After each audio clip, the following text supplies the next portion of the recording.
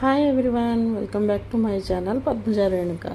అందరూ ఎలా ఉన్నారు? నేనైతే చాలా బాగున్నానండి. ఇది సండే రోజు తీసిన వ్లాగ్ అండి. సండే రోజు నేను దోసకాయ అండ్ మటన్ వండాను అనమాట.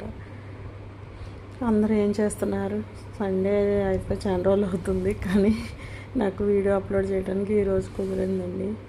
అయితే కర్రీలోకి వెళ్ళిపోతే యాజ్ యూజువల్గా ఒక 2 దోసకాయలు తీసుకున్నాను, ఒక 4-5 పచ్చిమిరపకాయలు, 2 ఆనియన్స్, అల్లం వెల్లుల్లి, చిన్న టమాటా ఒకటి తీసుకున్నాను అండి. అట్లా ఇలా కట్ చేసుకొని మటన్ని శుభ్రంగా క్లీన్ చేసుకొని కుక్కర్లో పెట్టానండి.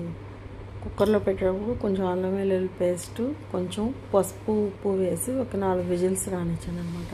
ఆ విజిల్స్ వచ్చేలోపు ఇంకా కర్రీ ఆనియన్స్ అయిపోయి మీద పెడదామని చెప్పి ఇంకా స్టవ్ వెలిగించి ఒక గిన్నె పెట్టుకొని ఆయిల్ వేడైన తర్వాత ఉల్లిపాయ పచ్చిమిరపకాయలు, తర్వాత దోసకాయ ముక్కలు, అల్లం వెల్లుల్లి పేస్ట్ వేసి మంచిగా దోరగా వేగిన తర్వాత ఈ లోపల మటన్ ఉడికిందండి. 4 విజిల్స్, కొంచెం వాటర్ ఉంచి లాగా విజిల్స్ వేసుకొని ముక్క ఉడికిందో చూసుకున్న తర్వాత ఇంకా కర్రీని అందులో వేసేసి బాగా వాటర్తోనే బాగా దగ్గర రానివ్వాలండి.